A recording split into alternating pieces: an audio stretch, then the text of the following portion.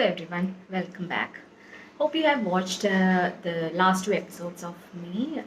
I have been explaining about the journey I'm going through with my diseases, and as I said last week, I was having very troubling irritable bowel syndrome, like the watery diarrhea and all, just after having food, etc. So just I consulted the gastro once again, and to my surprise, he scolded me for stopping amitriptyline, one of the drugs he gave me for this IBS.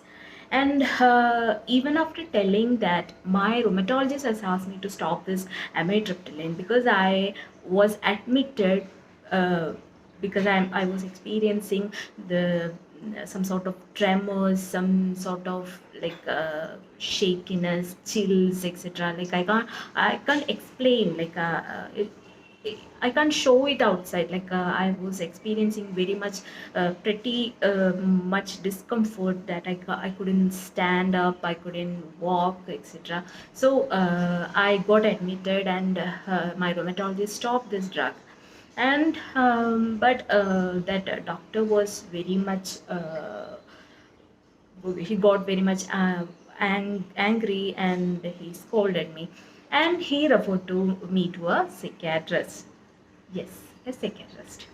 And I didn't go to the psychiatrist, but I went back to my rheumatologist and said, and I told the whole story. But he said there is no way I should consult a psychiatrist because I was doing well. Like I was doing well, both mentally and uh, like psychologically I was doing well. And he said I can reduce the dose of pregabalin because I was gaining weight, and edema and swelling, everything was there the last week. And he said he'll reduce the dosage of pregabalin, and we will wait for what is happening next to the irritable bowel syndrome. So he asked me to come back after 45 days. And this week I was experiencing another symptom. So let's talk about sleep apnea. Um, Sleep apnea is a potentially threatening condition in which there will be repeatedly a person will stop and start breathing while sleeping. Yeah, so it can be of two types, central and both obstructive and central sleep apnea. Obstructive means there might be some local cause which blocks the air passage and all. Central sleep apnea means the brain cannot send signals to continue respiration during sleep. So I have both this condition. How about that? Yeah, pretty thrilling, no? Okay, so I have had this condition from, I think, 2008 or something, because I was admitted to the medical college, like a tertiary medical center, for myoclonic jerks which I've been experiencing when I try to fall asleep. And this process continued, and many doctors diagnosed it as panic attack, might be seizures, might be some sort of lupus flare up, like that. So many diagnoses came up, and everything, all the drugs couldn't help me. And after that, I consulted a neurologist, and he told me that it could be sleep apnea. And polysomnography, like a sleep study, was done, and the result came out that it is both central and uh, obstructive sleep apnea. So I gained weight, like from the diagnosis of lupus, like from when the doctors started steroids.